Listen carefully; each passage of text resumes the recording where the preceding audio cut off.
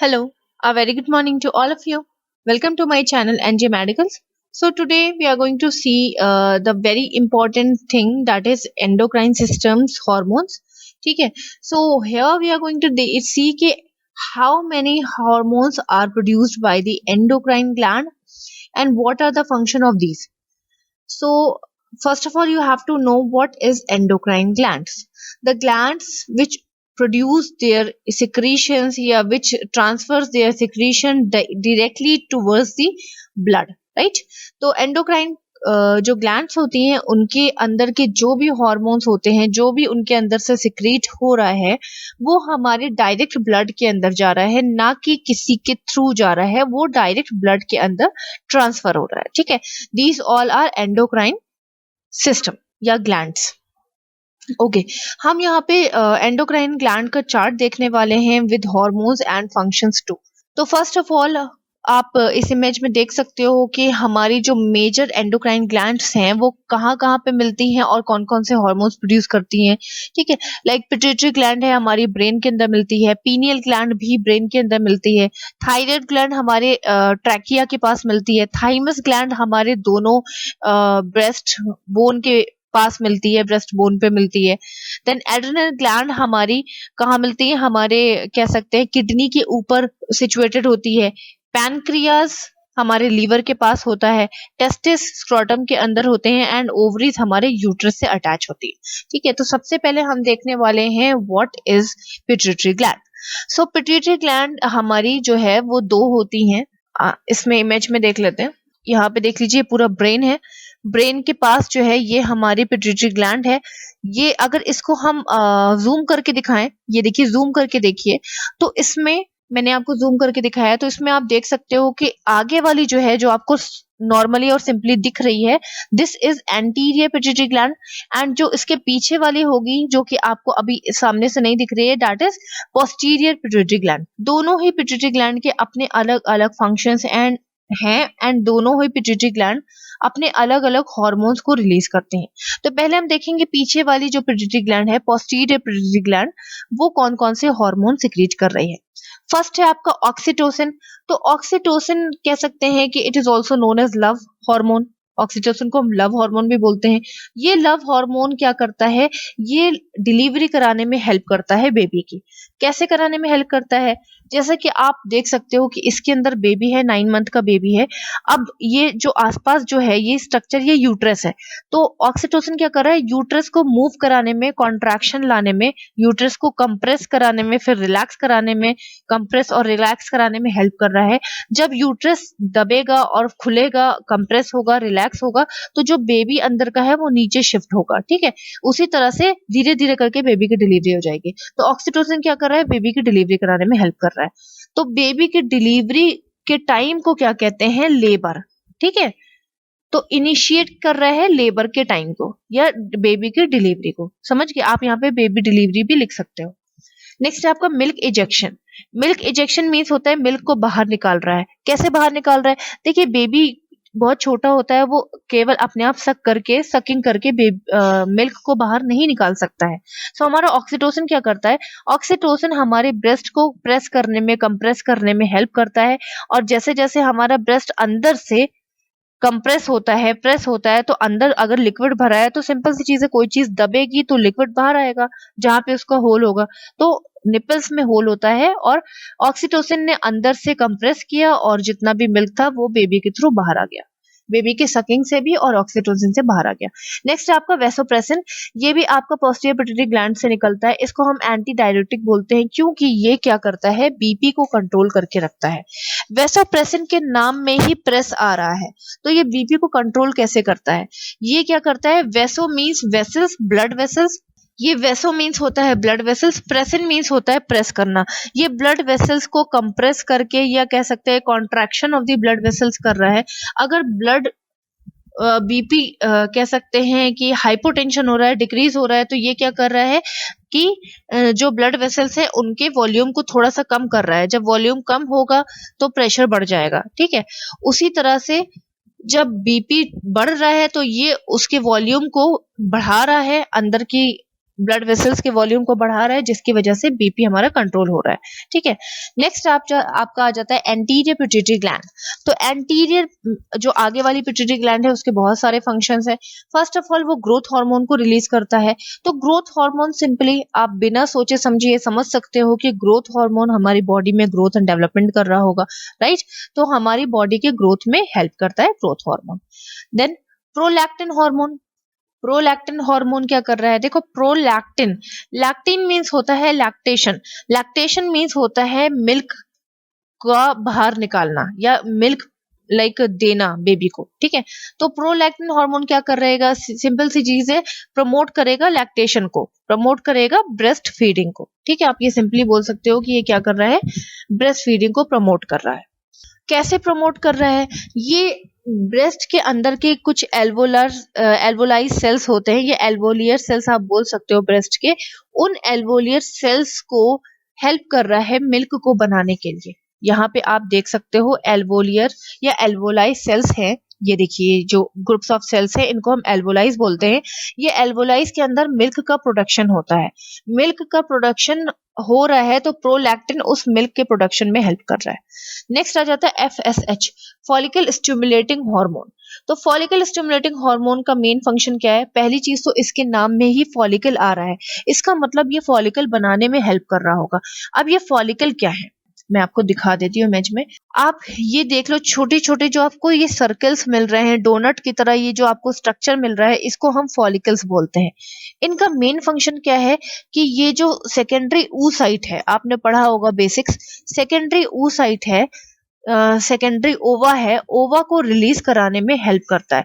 ये ओवा को ग्रोथ एंड डेवलपमेंट के लिए एक एनवायरनमेंट प्रोवाइड करता है, अपने अंदर जगह देता है जिससे कि वो सेकेंडरी oocyte या ओवा जो है अंदर ग्रोथ एंड डेवलपमेंट हो जाए। और जैसे ही ओवा का सफिशिएंट ग्रोथ एंड डेवलपमेंट होता है ये फॉलिकल अपने आप को फाड़ देता है, रप्चर कर देता है, ठीक है। रप्चर करने के बाद ये इस ओवा को या सेकेंडरी oocyte को बाहर निकाल देता है और यही सेकेंडरी oocyte या ओवा स्पर्म से जाके मिल करके प्रेगनेंसी कराता है, ठीक है। स्पर्म इसके पास आता है और ये और स्पर्म मिल करके एक बेबी बनाते हैं, समझ गए। तो फॉलिकल अगर स्टिमुलेटिंग हार्मोन नहीं होगा तो फॉलिकल नहीं बनेगा, फॉलिकल नहीं बनेगा तो प्रेगनेंसी नहीं हो पाएगी, है ना। तो ये क्या कर रहा है, स्टिमुलेट द फॉलिकल्स, फॉलिकल्स बना रहा है और प्रमोट कर रहा है ईस्ट्रोजन। ईस्ट्रोजन भी एक तरह का हार्मोन है, ये क्या करता है, ये हेल्प करता है growth and development of the babies के ऑर्गन को, ठीक है। बेबी के ऑर्गन को ग्रोथ एंड डेवलपमेंट कराने में हेल्प करता है। तो FSH ईस्ट्रोजन को भी प्रमोट कर रहा है। नेक्स्ट है आपका LH, ल्यूटिनाइजिंग हार्मोन। तो ये ल्यूटिनाइजिंग हार्मोन क्या है, ये क्या करता है, ये भी ईस्ट्रोजन और प्रोजेस्टेरॉन को बनाने में हेल्प कर रहा है। ईस्ट्रोजन का फंक्शन तो मैं आपको बता ही चुकी हूँ। प्रोजेस्टेरॉन भी एक तरह का हार्मोन होता है जो कि प्रेगनेंसी को कंटिन्यू करने में हेल्प करता है। कैसे करता है मैं आपको दिखा देती हूँ। ये वुमेन प्रेग्नेंट है, ठीक है। अब इसके अंदर ये इसका यूट्रस है, ठीक है, ये इसका यूट्रस है, ये वाला पोर्शन जिसके अंदर आपको बेबी दिख रहा है, राइट। इस यूट्रस के जो अंदर वाली लाइनिंग होगी, ये वाली, ये जो आपको दिख रही है यूट्रस के अंदर वाली लाइनिंग, इसको हम एंडोमेट्रियम लाइन बोलते हैं। यूट्रस की सबसे इनर लाइनिंग एंडोमेट्रियम लाइन। इस एंडोमेट्रियम लाइन के ऊपर प्लासेंटा अटैच होता है। इस एंडोमेट्रियम लाइन के अंदर ये प्लासेंटा अटैच होता है और प्लासेंटा बेबी को न्यूट्रिशन, ऑक्सीजन और ब्लड सप्लाई देता है, ठीक है। तो अगर एंडोमेट्रियम स्ट्रांग नहीं होगी तो प्लासेंटा अटैच नहीं हो पाएगा।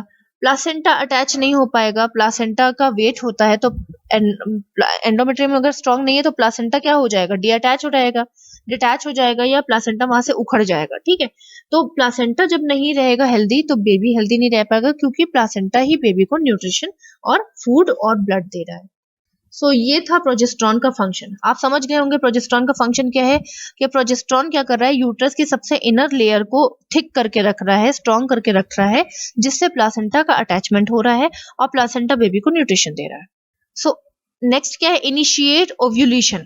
ओव्यूलेशन मैंने आपको बता दिया कि जब हमारा फॉलिकल सब बड़ा हो जाता है और हमारे अंदर का जो सेकेंडरी oocyte या ओवा है वो स्ट्रांग हो जाता है और फुल्ली डेवलप्ड हो जाता है, तब हमारा ये जो फॉलिकल है ये अपने आप को फाड़ देता है, रप्चर कर देता है। इसी रप्चर करने को और ओवा के बाहर आने को, सिंपल सी चीज है, जब इसके अंदर ओवा था, यहाँ पे ओवा था, अब जब रास्ता खुल गया है तो ये ओवा बाहर आ जाएगा, बाहर आने के बाद ही तो ये स्पर्म से मिलेगा फैलोपियन ट्यूब में आकर के, है ना।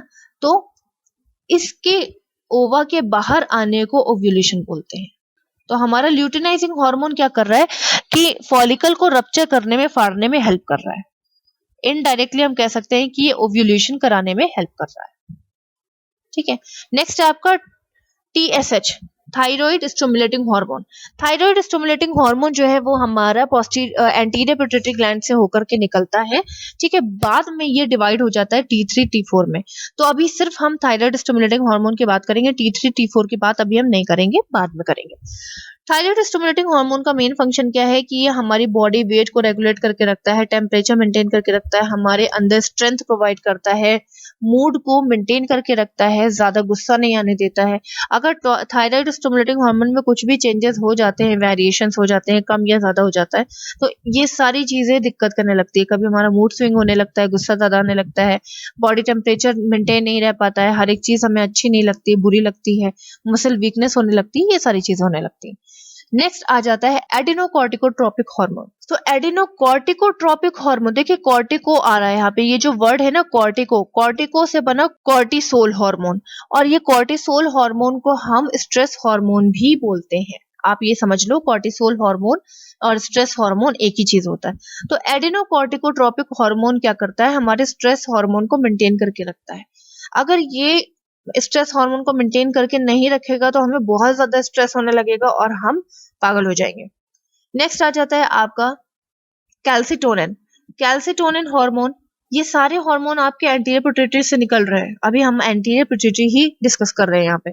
कैल्सिटोनिन हार्मोन, कैल्सिटोनिन के नाम से ये पता चल रहा होगा कि ये कैल्शियम को से रिलेटेड कुछ है। ठीक है, तो ये क्या कर रहा है, कैल्शियम के अमाउंट को रेगुलेट या लेवल को रेगुलेट करके रख रहा है। अगर इसमें कुछ प्रॉब्लम हुई तो हमारे कैल्शियम में भी प्रॉब्लम हो जाएगी, कम या ज्यादा हो जाएगा। नेक्स्ट आ जाते हैं हमारे, नेक्स्ट है हमारी ग्लैंड, पीनियल ग्लैंड। तो पीनियल ग्लैंड कहाँ पे, ये देखो ब्रेन में सबसे एकदम छोटी सी, इस मटर के दाने के बराबर एक छोटी सी ग्लैंड होती है, बट इसका काम बहुत इंपॉर्टेंट होता है। इसका जो हार्मोन है वो है मेलाटोनिन। तो ये मेलाटोनिन हार्मोन क्या कर रहा है, हमारी स्लीप को मेंटेन कर रहा है। देखिए नाइट में क्या होता है कि हमारी पीनियल ग्लैंड ज्यादा एक्टिव हो जाती है, तो ज्यादा मेलाटोनिन एक्टिवेट करने लगती है। तो जब ये ज्यादा मेलाटोनिन एक्टिवेट करने लगती है तो हमें रात में अच्छे से नींद आने लगती है। डे में क्या होता है कि पीनियल ग्लैंड हमारी सप्रेस हो जाती है और मेलाटोनिन लेवल को डिक्रीज कर देती है। तो जब हमारी मेलाटोनिन लेवल डिक्रीज हो जाता है तो हमारी वेक साइकिल स्टार्ट हो जाती है। इसलिए इसका पूरा नाम क्या है, स्लीप वेक साइकिल। स्लीप के लिए भी पीनियल ग्लैंड इंपॉर्टेंट है और वेकअप के लिए भी पीनियल ग्लैंड इंपॉर्टेंट है। क्यों? क्योंकि ये मेलाटोनिन लेवल को मैनेज करके रख रही है। नेक्स्ट आ जाता है आपका थायराइड ग्लैंड। तो थायराइड ग्लैंड आपके कहाँ पे होती है, आप देख सकते हो ट्रैकिया के पास है आपके थायराइड ग्लैंड, नेक के अंदर है थायराइड ग्लैंड। मैंने आपको बताया था कि थायराइड ग्लैंड जो थायराइड स्टिमुलेटिंग हार्मोन है वो आपके एंटीरियर पिट्यूटरी से निकल रहा है। कंफ्यूज मत होइएगा, सही बात है। ये थायराइड स्टिमुलेटिंग हार्मोन स्टिमुलेट कहाँ से हो रहा है, निकल कहाँ से रहा है, एंटीरियर पिट्यूटरी ग्लैंड से निकल रहा है। लेकिन आगे चल के ये डिस्ट्रीब्यूट हो जाता है T3 और T4 में। तो ये डिस्ट्रीब्यूशन का काम कौन कर रहा है, इसको डिवाइड कौन कर रहा है, ये डिवाइड कर रहा है हमारी थायराइड ग्लैंड। यहाँ से TSH आया और थायराइड ग्लैंड ने इसको पकड़ के हाफ ऑफ कर दिया, हाफ उसको T3 बना दिया, हाफ उसको T4 बना दिया। ठीक है, T3 क्या है हमारी, try iodothyronine hormone, T4 tetra iodothyronine hormone. ठीक है, T3 का मेन फंक्शन क्या है, T3 हमारी थायराइड क्या कर रही है, ब्रेन के डेवलपमेंट में हेल्प कर रही है, मसल कॉन्ट्रैक्शन में हेल्प कर रही है, हार्ट के फंक्शन में, डाइजेस्टिव फंक्शन में हेल्प कर रही है। वाइल हमारे T4 क्या कर रहा है, कंट्रोल, मूड को कंट्रोल कर रहा है और बॉडी टेम्परेचर को कंट्रोल कर रहा है। तो जब आपके थायराइड ग्लैंड में कोई डिफेक्ट होता है, प्रॉब्लम होती है, तो आपके डिवीजन में प्रॉब्लम होगी, T3 और T4 के डिवीजन में प्रॉब्लम होगी। और अगर आपके एंटीरियर पिट्यूटरी ग्लैंड में कोई प्रॉब्लम हो रही है तो आपके TSH बनने में प्रॉब्लम होगी। समझ गए डिफरेंस? नेक्स्ट आ जाते हैं पैराथायराइड ग्लैंड। इसी में होता है थोड़ा छोटा छोटा पोर्शन। ये देखिए पैराथायरॉइड ग्लैंड। पैराथायरॉइड ग्लैंड का मेन फंक्शन क्या है, ये क्या कर रही है, रिलीज कर रही है हमारे कैल्शियम लेवल को और कंट्रोल भी कर रही है कैल्शियम लेवल को बोन से रिलेटेड। यानी कि बोन में अगर ज्यादा कैल्शियम हो जाएगा तो बोन डिस्ट्रॉय भी होने लगेंगे, और बोन में कम कैल्शियम हो जाएगा तो ऑस्टियोपोरोसिस और ऑस्टियोमलेशिया जैसे कंडीशन आ जाएंगे। नेक्स्ट है आपका टेस्टिस। तो टेस्टिस हमारा स्क्रोटम के अंदर होता है। टेस्टिस से रिलीज होता है टेस्टोस्टेरोन हार्मोन, जो कि हमारी फर्टिलिटी, मेल की फर्टिलिटी, मेल का ये हार्मोन मेल का है क्योंकि टेस्टिस मेल में होता है, फीमेल में नहीं। ठीक है, ये क्या कर रहा है, regulate the fertility and physical characteristic. अब ये फर्टिलिटी मीन्स होता है मतलब बच्चे लाइक पैदा करने की जो भी एबिलिटी होती है उसे हम बोलते हैं फर्टिलिटी। तो टेस्टोस्टेरोन हार्मोन का मेन फंक्शन क्या है कि वो टेस्टिस के अंदर के एनवायरनमेंट को, टेस्टिस के ग्रोथ एंड डेवलपमेंट को मेंटेन करके रख रहा है। और हम सब जानते हैं कि जो हमारा स्पर्म का प्रोडक्शन है वो टेस्टिस के अंदर होता है। ठीक है, टेस्टिस के अंदर हमारी सेमनीफेरस होती हैं वेसिकल्स, उसके अंदर हमारे स्पर्म का प्रोडक्शन होता है। तो टेस्टोस्टेरोन हार्मोन क्या कर रहा है, स्पर्म का प्रोडक्शन कर रहा है जिससे कि फर्टिलिटी मेंटेन हो रही है। और फिजिकल कैरेक्टरिस्टिक मींस होता है जैसे प्यूबर्टी के बाद मेल्स की आवाज चेंज हो जाती है, वॉइस में चेंजेस हो जाते हैं, हैवी हो जाती है, चेस्ट ब्रॉड हो जाता है, हेयर्स निकलने लगते हैं चेस्ट में हर जगह जेनिटल ऑर्गन के पास। तो ये सारे जो होते हैं हमारी, ये फिजिकल कैरेक्टरिस्टिक है पर्सन के। तो फिजिकली भी मेंटेन करके रखता है और हार्मोनली भी मेंटेन करके टेस्टोस्टेरोन रखता है। नेक्स्ट है हमारा थाइमस ग्लैंड। थाइमस ग्लैंड ये देखिए हमारी ब्रेस्ट बोन के ऊपर होता है, हमारे दोनों लंग्स के बीच में thyroid thymus gland. Thymus gland से निकलता है हमारा थाइमोसिन हार्मोन। थाइमोसिन हार्मोन का मेन फंक्शन क्या है, देखिए थाइमोसिन हार्मोन टी सेल्स बनाता है। टी सेल्स हमारे इम्यून सेल्स होते हैं। ठीक है, ये टी सेल्स तब बनते हैं जब हमारे अंदर कोई इन्फेक्शन या कुछ भी होने के चांसेस होते हैं या आ जाता है, तो हमारे टी सेल्स बनते हैं ताकि वो इम्यूनिटी को स्ट्रॉन्ग करके रखें और हमारे इम्यून सिस्टम को एक्टिवेट करके उस इन्फेक्शन को किल करते हैं। तो थाइमस क्या कर रहा है, बहुत इंपॉर्टेंट काम कर रहा है, टी सेल्स बना रहा है, इम्यून सेल्स बना रहा है। नेक्स्ट है आपका एड्रिनल ग्लैंड। एड्रिनल ग्लैंड जो होती है वो आपकी यहाँ देखिए ये आपकी किडनी है। किडनी के ऊपर कैप लाइक स्ट्रक्चर होता है जिसे हम एड्रिनल ग्लैंड बोलते हैं।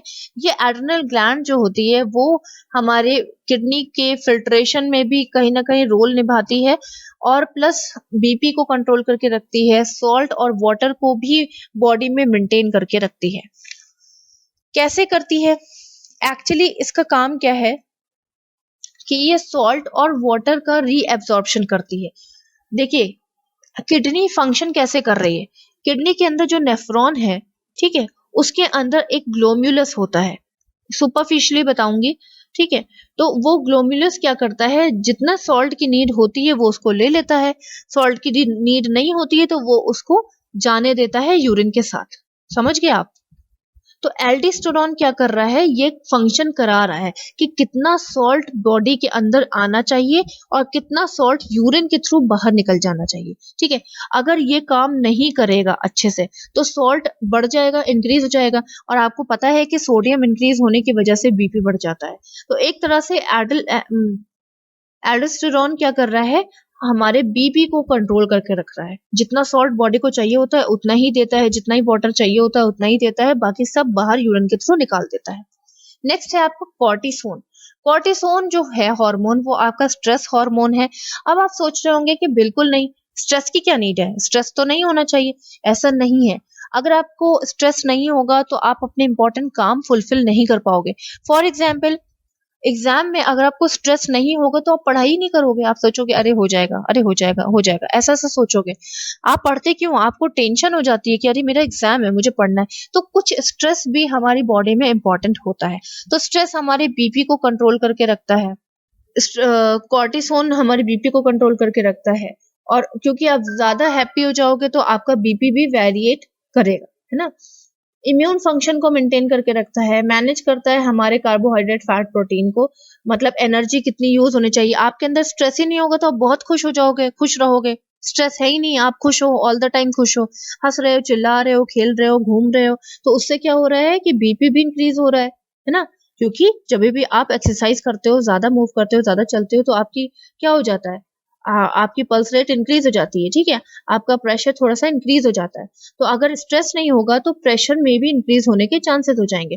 कार्बोहाइड्रेट्स को मेंटेन करके रख रहा है, लाइक आप बहुत ज्यादा यूज कर लोगे अपनी एनर्जी, है ना, तो स्ट्रेस क्या कर रहा है, प्रोटीन कार्बोहाइड्रेट फैट को मेंटेन करके रख रहा है, आपको बहुत ज्यादा पागलों की तरह घूमने फिरने और हंसने नहीं दे रहा है, थोड़ा सा आपके कह सकते हैं कि मेंटली और फिजिकली दोनों तरह से आपको कंट्रोल करके रख रहा है। नेक्स्ट है एड्रेनालाइन। तो एड्रेनालाइन बहुत कॉमन हार्मोन है, नेचुरल हार्मोन, जो कि आपने सुना होगा कि हमारी जो हार्ट बीट है उसको थोड़ा सा इंक्रीज करता है। तो एड्रेनालाइन क्या करता है, इंक्रीज करता कैसे, ये क्या करता है, ये हमारे वॉल्यूम को बढ़ा देता है, एयर प्रेशर के वॉल्यूम, जो कि हमारे लंग्स के जो एयर प्रेशर्स हैं, पैसेज हैं, सॉरी प्रेशर बोल रही हूँ, एयर पैसेज के वॉल्यूम को बढ़ा देता है, जिससे कि ज्यादा आपको ऑक्सीजन चाहिए होता है तो ज्यादा आपको ऑक्सीजन मिलती है। उसी तरह से ये हार्ट के सेल्स को जो है बीट कराने में हेल्प करता है, फास्ट बीट कराने में हेल्प करता है, हार्ट के सेल्स को एनर्जी प्रोवाइड करता है जिससे कि वो तेजी से बीट कर सके।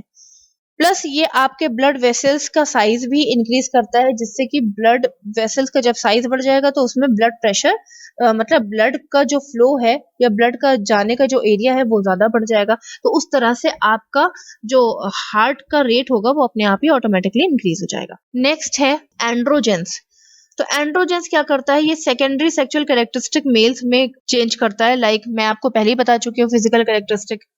तो सेकेंडरी सेक्सुअल कैरेक्टरिस्टिक कब होता है, प्यूबर्टी के बाद, जो आपकी स्ट्रांग हो जाती है, आपका मतलब आपके मसल स्ट्रांग हो जाते हैं, टाइट हो जाते हैं, आपका चेस्ट ब्रॉड हो जाता है, और मेल्स के अंदर, और प्यूबर्टी हेयर्स जो उसके उनके निकल आते हैं, चेस्ट पे निकल आते हैं, जेनिटल ऑर्गन के पास निकल आते हैं, वॉइस चेंज हो जाती है ना, ये सारी चीजें आपका कौन कर रहा है, एंड्रोजन कर रहा है। नेक्स्ट आ जाते हैं ईस्ट्रोजन। मैं आपको पहले ईस्ट्रोजन का फंक्शन बता चुकी हूँ। इसके अलावा ईस्ट्रोजन क्या कर रहा है, ईस्ट्रोजन हमारे मेच्योर कर रहा है और मेंटेन कर रहा है। फीमेल में क्या क्या फंक्शन कर रहा है, वजाइना को मेंटेन करके रख रहा है, वजाइना को स्ट्रॉन्ग कर रहा है, ग्रोथ बढ़ा रहा है, वजाइना की ग्रोथ एंड डेवलपमेंट कर रहा है, यूट्रस की ग्रोथ एंड डेवलपमेंट कर रहा है। क्यों, क्योंकि अगर वजाइना का ग्रोथ नहीं बढ़ेगा, यूट्रस की ग्रोथ नहीं बढ़ेगी, तो यूट्रस के अंदर बेबी को स्पेस नहीं मिलेगा। यूट्रस बढ़ेगा तभी तो बेबी को अंदर स्पेस मिलेगा। ऐसे ही वजाइना का साइज अगर नहीं बढ़ेगा तो डिलीवरी के टाइम पे वजाइना फट जाएगा, रप्चर हो जाएगा, ठीक है। प्लस ये ओवेरियन फंक्शन कर रहा है, ओवरीज में फंक्शन कर रहा है, ओवरीज के अंदर जो है जितने भी चीजें हो रही हैं उनको मेंटेन करने में, मैं आपको पहले बता चुकी हूँ, फंक्शन कर रहा है। नेक्स्ट आपका प्रोजेस्टेरॉन। प्रोजेस्टेरॉन भी मैंने आपको बता ही दिया है कि प्रोजेस्टेरॉन क्या करता है, मेंस्ट्रुअल साइकिल को मेंटेन करता है। मैं आपको पहले ही बता चुकी हूँ, यूट्रस की जो, आपको पता है कि ना मेंस्ट्रुएशन साइकिल कैसे आती है। मान लो दिस इज योर यूट्रस, और यूट्रस के अंदर जो है सबसे इनर लेयर जो होती है वो आपके एंडोमेट्रियम होती है, ठीक। तो एंडोमेट्रियम जब शेड होती है, जब टूटती है, तभी आपको पीरियड्स आते हैं, है ना। अब ये एंडोमेट्रियम है, जब ये यहाँ से टूट गई, शेड हो गई, और यही निकलती है वजाइना के थ्रू, तो इसी से पीरियड्स आते हैं, राइट। तो ये एंडोमेट्रियम की थिकनेस को कौन बढ़ाता है, हमारा प्रोजेस्टेरॉन बढ़ाता है। अगर एंडोमेट्रियम थिक नहीं होगी तो हमारे पीरियड्स नहीं आएंगे, है ना। और दूसरी चीज, एक बार एंडोमेट्रियम टूट गई, अब दोबारा से उसको बनना भी तो है, तो दोबारा बनाने का काम कौन कर रहा है, हमारा प्रोजेस्टेरॉन। फिर से एंडोमेट्रियम को नेक्स्ट मंथ में बना रहा है, फिर से एंडोमेट्रियम नेक्स्ट मंथ में टूट रही है, शेड हो रही है, और हमारे दोबारा से पीरियड आ रहे हैं। इसी तरह से ये मेंस्ट्रुएशन साइकिल को रेगुलेट करके रखता है। प्रेगनेंसी को कैसे सपोर्ट करता है वो मैं आपको पहले ही बता चुकी हूँ। नेक्स्ट है आपका पैनक्रियास। पैनक्रियास हमारा एक्सोक्राइन और एंडोक्राइन दोनों ही है। पहले तो आप ये सुन लो कि पैनक्रियास करता क्या है। पैनक्रियास एक बहुत इंपॉर्टेंट हार्मोन को रिलीज करता है, दैट इज इंसुलिन। हम सबको पता है कि इंसुलिन ग्लूकोज लेवल को कंट्रोल करके रखती है। अगर बहुत ज्यादा ग्लूकोज लेवल आ जा रहा है, इंक्रीज हो जा रहा है, ठीक है, तो शुगर ना हो जाए या डायबिटीज ना हो जाए, उसके लिए पैनक्रियास तुरंत इंसुलिन को रिलीज करना स्टार्ट कर देता है और वो ग्लूकोज को डिक्रीज कर देती है। नेक्स्ट है आपका ग्लाइकोजन। ग्लाइकोजन क्या कर रहा है, ये स्टिमुलेट कर रहा है हिपैटिक ग्लूकोज प्रोडक्शन को। देखिए दोनों का जस्ट अपोजिट काम है। अगर ग्लूकोज लेवल कम होगा तो आपका ग्लाइकोजन स्टार्ट हो जाएगा काम करना और ग्लूकोज आपको देने लगेगा, और अगर ग्लूकोज लेवल बहुत ज्यादा बढ़ जाएगा तो आपका इंसुलिन एक्टिवेट हो जाएगा और ग्लूकोज लेवल को डिक्रीज कर देगा, जिससे आपको डायबिटीज ना हो। सोमैटोस्टैटिन क्या है, ये दोनों को कंट्रोल करके रखता है। ये हमारे ग्लूकोज लेवल अगर ज्यादा हो रहा है तो उसको भी कम करता है, इंसुलिन ज्यादा हो रहा है तो उसको भी कम करता है। तो ये दोनों की तरफ से कह सकते हैं कि दोनों को मेंटेन करने में हेल्प करता है। नेक्स्ट है आपका ओवरी। अब ओवरी में भी हमारा ईस्ट्रोजन प्रोजेस्टेरोन निकलता है। ईस्ट्रोजन ओवरी में क्या कर रहा है, ईस्ट्रोजन जो है ऐसे तो हमारे बेबी के ग्रोथ के टाइम पे बेबी के ऑर्गन को ग्रोथ में हेल्प करता है, लेकिन ओवरी में क्या कर रहा है, मदर में क्या कर रहा है, मदर में ये क्या कर रहा है कि फॉलिकल्स जो हमारे छोटे छोटे फॉलिकल्स बन रहे थे उनकी एग की ग्रोथ को हेल्प कर रहा है। ये हमारे जो फॉलिकल्स बन रहे थे अब इनका भी तो साइज बढ़ रहा है ना, देखो आप, ये पहले इतने छोटे थे, फिर इतने बड़े हुए, फिर इतने बड़े हुए, फिर इतने बड़े हुए, फिर इतने ज्यादा बड़े हुए कि बाद में ये फट गए, रप्चर हो गए, ठीक है। तो इनका साइज कौन बढ़ा रहा है, हमारा ईस्ट्रोजन बढ़ा रहा है। प्रोजेस्टेरोन क्या कर रहा है, मेंस्ट्रुएशन साइकिल को ला रहा है और प्रेगनेंसी के टाइम पे एंडोमेट्रियम को थिक कर रहा है जिससे कि प्रेगनेंसी कंटिन्यू रह सके। सो this is all about the hormones of the endocrine system. Exocrine system हम आगे चल के डिस्कस कर लेंगे। नेक्स्ट वीडियो में मैं आपको एक्सोक्राइन सिस्टम इसी तरह से चार्ट में बना करके आपको अच्छे से एक्सप्लेन कर दूंगी। Till then bye bye, take care. एक चीज शायद मैं भूल गई हूँ कि पैनक्रियाज आपका दोनों तरह से काम कैसे कर रहा है। पैनक्रियाज जो है वो एक्सोक्राइन फंक्शन कैसे कर रहा है, वो गैस्ट्रिक जूस निकाल रहा है और गैस्ट्रिक जूस हमारे डक्ट के थ्रू, पैनक्रियाटिक डक्ट के थ्रू ड्यूडेनम में जाता है। ड्यूडेनम हमारा इंटेस्टाइन का एक पार्ट होता है और वहां पे डाइजेशन में हेल्प करता है, ठीक है, एब्जॉर्प्शन में हेल्प करता है। उसी तरह से जो हमारा जो हमारा एक्सोक्राइन फंक्शन हो गया, हाँ, और हमारा एंडोक्राइन फंक्शन कैसे कर रहा है, एंडोक्राइन फंक्शन वो ऐसे कर रहा है कि वो ब्लड शुगर लेवल को इंसुलिन बना करके रेगुलेट कर रहा है। So this is all about today's class. If you are having any doubt you can ask me in a comment box. अगर आपको कुछ भी सजेस्ट करना है, ऐड करना है तो प्लीज मेरे कमेंट बॉक्स में बता दीजिए। Till then bye bye, take care. मिलते हैं नेक्स्ट वीडियो में, that is exocrine hormones and its functions. Bye bye.